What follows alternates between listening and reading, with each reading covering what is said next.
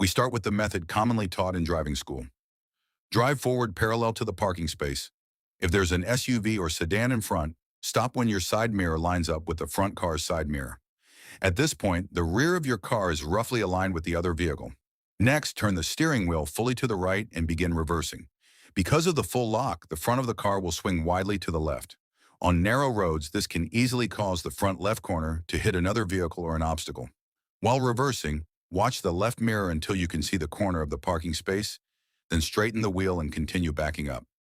In driving school, you're often taught to stop when the left rear wheel crosses the parking line. However, in real driving, the rear wheel is often not visible in the mirror, so instead, use the right mirror as a reference. When the front door handle lines up with the curb, pause briefly. Then turn the steering wheel fully to the left and continue reversing until the car is parallel with the parking space. Finally, straighten the wheel and adjust the distance. Parking complete.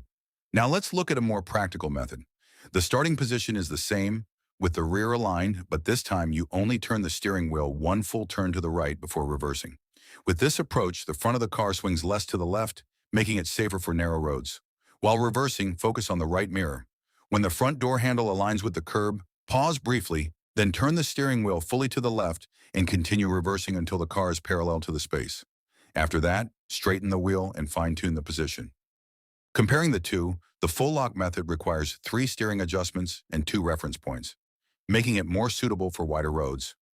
The one-turn method only requires 2 steering adjustments and a single reference point, making it simpler and more suitable for tight spaces, especially for beginners. So do you always have to align the rear first? Not necessarily. There's an even simpler method that doesn't require perfect rear alignment. Just drive forward, and when your right side mirror aligns with the B-pillar of the car in front, stop. From there, immediately turn the wheel fully to the right and begin reversing. While backing up, keep using the right mirror as your guide. When the front door handle lines up with the curb, pause, then turn the wheel fully to the left and continue reversing until the car is parallel with the parking space. Finally, straighten the wheel and adjust your distance. By understanding these different methods, you don't have to rely on just one technique. You can adapt to the road conditions around you, making parallel parking much easier and more confident.